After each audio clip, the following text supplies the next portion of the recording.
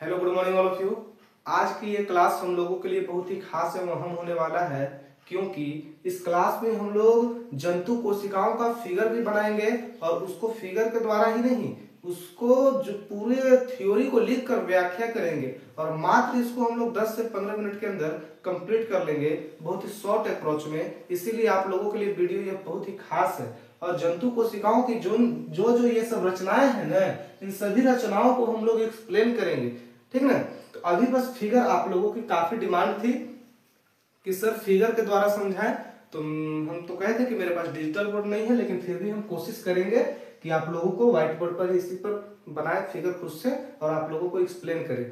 तो चलिए आज की इस क्लास को शुरू करते हैं। ओके, तो शुरू करें ना। हाँ चलिए, तो कॉपी और कलम निकाल कर आप लोग भी रेडी हो जाएंगे। जो इंपॉर्टेंट फैक्ट होगा उसको आप लोग नोट करते चलेंगे। ओके, तो चलिए आज की इस क्लास में बस हम लोग इसके क्या करेंगे, यहाँ फिगर को क्या करना है, इन सभी रचनाओं को याद रखना है और इन रचनाओं को एक्सप्लेन करना है, थ्योरी। सुनिएगा, ये एक जंतु कोशिका है बाबू। ये क्या है? एक जंतु कोशिका, पादप कोशिका नहीं है, जंतु जीव जंतुओं में हम लोगों का कोशिका है। तो इसमें कौन कौन सी रचनाएं होती है उसको पहले देख लेते हैं। तो इसमें बाबू कोशिका द्रव होता है, जो इस तरह की रचना होती है ना, हल्का सर्किल टाइप का गोलाकार रचना। कोशिका द्रव क्या है? तो कोशिका भित्ति और केंद्रक के बीच के भाग को क्या कहते हैं? कोशिका द्रव कहते हैं। लेकिन सुनिएगा, यहाँ एक है माइक्रोट्यूब्यूल। इसकी रचना कैसी होती है? देखिए इस तरह से वक्र की तरह। और माइटोकॉन्ड्रिया, ये है। माइटोकॉन्ड्रिया की रचना किस प्रकार होगी? फिगर इमेज के द्वारा देखें तो इस प्रकार की होगी। और माइटोकॉन्ड्रिया की बात ठीक है, ये सब सिर्फ आप फिगर दिखा रहे हैं, नहीं, इसको हम लोग व्याख्या भी करेंगे कि माइटोकॉन्ड्रिया है क्या, इसका क्या कार्य है और इसका शरीर में होने से हम लोगों को क्या मतलब इसका प्रभाव पड़ता है। तो इन सभी चीजों को हम लोग देखेंगे। पहले अभी बस इसका इमेज देख लेते हैं कि किस तरह से कौन रहता है। तो देखिए, चिकनी अंतःप्रद्रवी जलिका, इसकी रचना इस तरह से रहेगी, जलिका की तरह। ये केंद्रक है बाबू, ये जो केंद्रक द्रव्य है, जो सर्किल टाइप का ऐसा है ना, ये सब ये क्या है? केंद्रक द्रव्य है। और ये क्या है? ऊपर का जो ये भाग है, ये वाला, ये है बाबू क्रोमैटिन जलिका। और एक दानेदार, देखिए डॉट डॉट लाइन से मिलाया हुआ है, ये है दानेदार अंतःप्रद्रवी जलिका।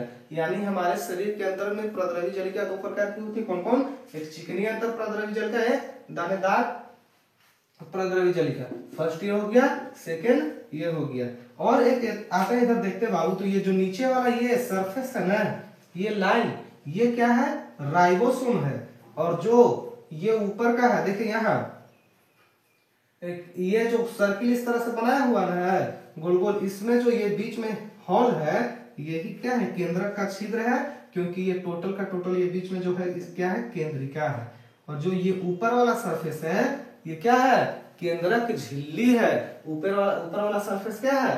केंद्रक झिल्ली। और ये जो रचना आपको इस तरह से दिख रही है, यही लाइसोसोम है, लाइसोसोम। ये सब फिगर बस इमेज हम दिखा रहे हैं, इसको बस अभी तुरंत एक्सप्लेन करते हैं आप लोगों को। ओके, तो जो लाइसोसोम, तो इसको भी बतलाएंगे क्या होता है, आत्महत्या की थैली से कहा जाता है इस तरह से।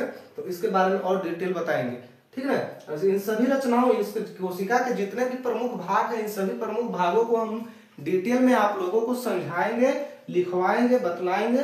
अभी बस इसका इमेज देखिए कि किस प्रकार इसका क्या होता है, रचना होती है। तो बस फिगर में देखिए किस तरह से इसकी रचना होती है, क्योंकि वहां पर याद आएगा, मजा आएगा, क्योंकि फिगर को देखने के बाद चीजें ज्यादा याद रहती है। नहीं, चलिए तो बाबू शुरू करते हैं। यहाँ पर अब हम लोग अगला, यहाँ पर क्या लाइन हम लोग का आता है? लाइसोसोम। तो इस प्रकार की रचना होती है। और सेंट्रोसोम एक है ना। तो सेंट्रोसोम ये देखिए माचिस के तिल्ली की तरह है। यहाँ पर गोल्जी का ये है, गोल्जी का की रचना किस तरह से होगी? इस तरह से। और ये जो है ऊपर वाला भाग, ये वाला पूरा सरफेस का, यही है से कोशिका झिल्ली है। और इसको तो हमको कोशिका झिल्ली तो पढ़ाना नहीं है, क्योंकि कोशिका झिल्ली कल की क्लास में पढ़ाए हैं, तो इसको तो अभी हम समझा सकते हैं। कोशिका झिल्ली देखिए यहाँ पर जब फिगर में है ये, तो यहाँ पर रहने का मतलब क्या है? यही सिर्फ नहीं है, ये चारों यहाँ यहाँ यहाँ टोटल इस तरह से, यहाँ से यहाँ से यहाँ से यहाँ से पूरा टोटल, ये जो टोटल है ना, यही कोशिका झिल्ली है। यानी कि किसी भी कोशिका के बाहरी चारों ओर, किसी भी कोशिका के बाहरी चारों ओर जो सबसे पतली मुलायम एवं लचीली सरफेस होती है, परत होती है, लेयर होती है, उसी को तो हम लोग कोशिका झिल्ली कहते थे, हैं? उसी को लोग कोशिका झिल्ली कहते थे। चलिए, तो इस तरह से हम लोग ने फिगर को अभी देखा, उनकी प्रमुख रचनाएं कौन कौन सी है, उन सभी रचनाओं को देखे, यानी कोशिका के प्रमुख अंग कौन कौन से हैं, तो उन सभी प्रमुख अंगों के नाम एक बार फिर से रिपीट कर लिया जाए तो बोलेंगे बाबू कोशिका द्रव, माइक्रो ट्यूब्यूल, माइक्रोकॉन्ड्रिया, चिकनी अंतःप्रद्रवी जालिका, केंद्रक द्रव, क्रोमैटिक जालिका, दानेदार अंतःप्रद्रवी जालिका, और है कोशिका झिल्ली, गोल्जिका, सेंट्रोसोम, लाइसोसोम, केंद्रक झिल्ली, केंद्रिका, केंद्रक छिद्र, लाइसोसोम, राइबोसोम। इस तरह से कोशिका के प्रमुख अंगों के सिर्फ हम लोग अभी नाम जाने हैं और इन सभी अंगों को एक्सप्लेन करना अभी बाकी है। तो आप लोग देखिएगा, बस वही वाला बात, अभी तो पार्टी शुरू हुई है। हाँ, अभी बाबू बस इसका क्या है, ट्रेलर है, पिक्चर भी पूरा बाकी है। तो देखिएगा इसको, ना तो इसको एक बार आप लोग स्क्रीनशॉट कर लीजिए, इसको नहीं है तो स्क्रीनशॉट कर लीजिए।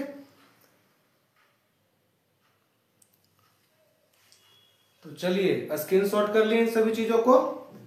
तो अब हम लोग देखेंगे कोशिका द्रव क्या होता है ना, कि कोशिका द्रव होता क्या है। अभी तो स्क्रीनशॉट कर ली उन सब चीजों को ना।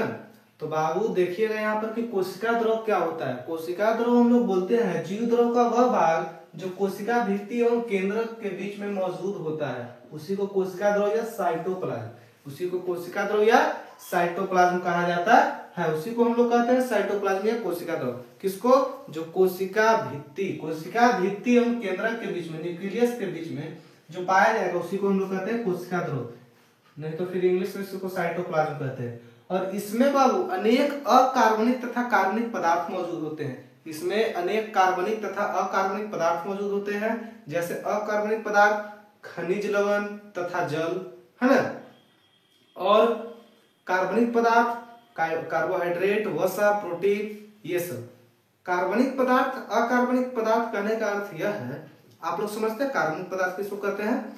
अरे कार्बनिक पदार्थ उसको कहेंगे जिसमें कार्बन की मात्रा हो, और अकार्बनिक पदार्थ उसको कहेंगे जिसमें कार्बन की मात्रा नहीं हो। यानी कार्बन की मात्रा हो तो कार्बनिक, कार्बन की मात्रा नहीं हो तो अकार्बनिक। इस बात को नोट कर लीजिएगा, ठीक ना।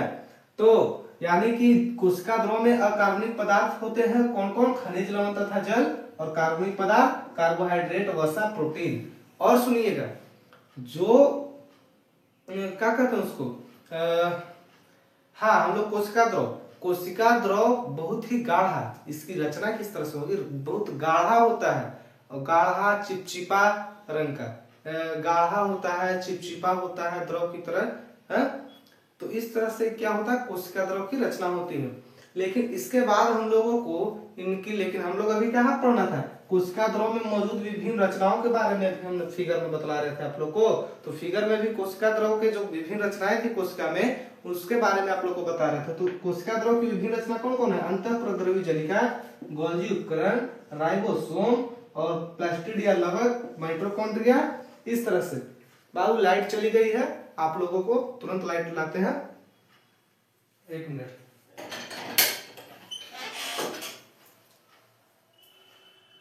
चलिए, लाइट चला गया था बाबू, बहुत प्रॉब्लम होती है वीडियो बनाने में। हाँ, तो अभी हम लोग क्या देखें? लाइसोसोम, माइटोकॉन्ड्रिया, प्लास्टिड या लवक और रसधानी। इस तरह से प्रमुख रचनाएं हैं, इन सभी को अब हम लोग को एक्सप्लेन करना है। तो इन सभी को एक्सप्लेन हम कल की क्लास में करेंगे। अब तो लाइट चली गई है, अभी हम बस खिड़की खोले हैं। तो कल की क्लास में हम इसको व्याख्या करने से पहले, एक होता है कोशिका के 2 प्रकार प्रमुख है, यूकैरियोटिक कोशिका और प्रोकैरियोटिक कोशिका।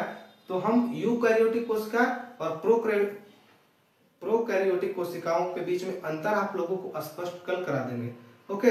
क्योंकि आज की इस क्लास यहीं पर बंद करना पड़ रहा है बाबू, इसके लिए बहुत मतलब आप लोगों के पास क्या कहें, बहुत शर्मिंदा है, सॉरी, क्योंकि लाइट चली गई है, ठीक।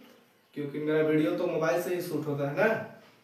हाँ ठीक है, तो आज की इस क्लास को यहीं समाप्त करते हैं। इसको आप लोग एक बार स्क्रीनशॉट कर लीजिएगा।